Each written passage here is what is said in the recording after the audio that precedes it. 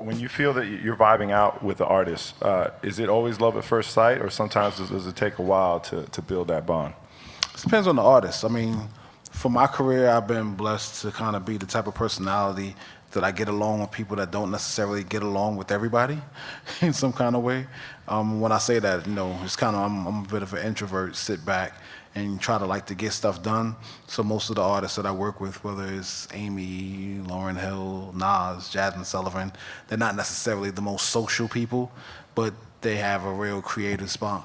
So I just think it's a chemistry thing, because they're able to hear what I'm hearing and I'm able to translate what they're thinking, and then the records come up in their own special way. And that's ultimately what I'm trying to do, just capture emotions and thoughts that, you know, it doesn't make a difference what else is going on outside.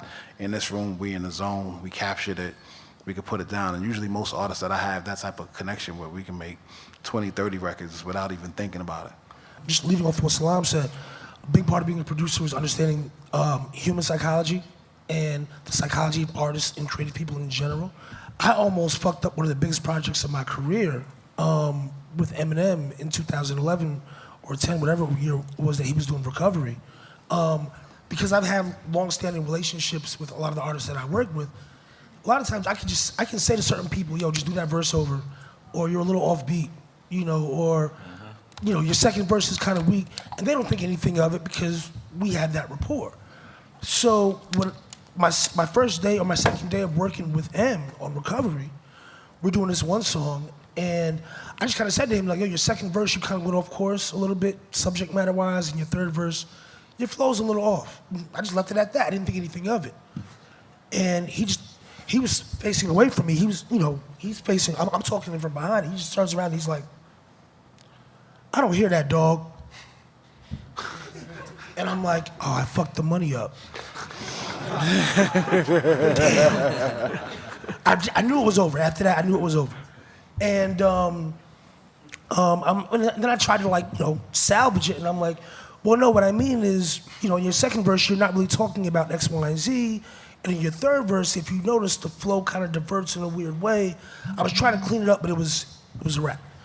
So about 3 hours later, I'm sitting in his lounge, waiting to probably be sent home, and his right hand, one of his right hand people comes and hands me a phone.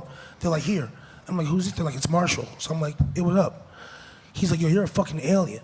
And I'm like, what are you talking about? He's like, how did you hear that shit? And I'm like, dude, what are you talking about? And you know, he's basically like, he's like, after you said what you said, I went home and listened to the song 30 times to try to understand what you were saying. And I eventually heard it, and I realized where, you know, that I agree with you.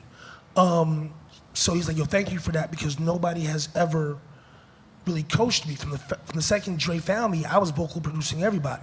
So nobody's really ever gave me negative feedback. So I appreciate it. And when we hung up, you know, I was like, all right, fine, I didn't fuck the money up. But one of the things that one of his managers said to me was like, you know where you messed up? You didn't give him anything positive. All you did was tell him what you didn't like. And that was that. And that's when I realized that I had forgotten my psychology, and I had gotten comfortable with just telling artists what I thought, either because I had a good relationship with them or because I was who I was, and that's all that really mattered. You know, and I'm there to produce a record, so this is what I think. You have to remember that the human psyche works certain ways, and when you understand that, you're able to pull the best performance that you can out of people, because it's ultimately, I think, as producers, that's what our job really is. Yep. Is to pull the best performance out of the artist that you're hired to work with.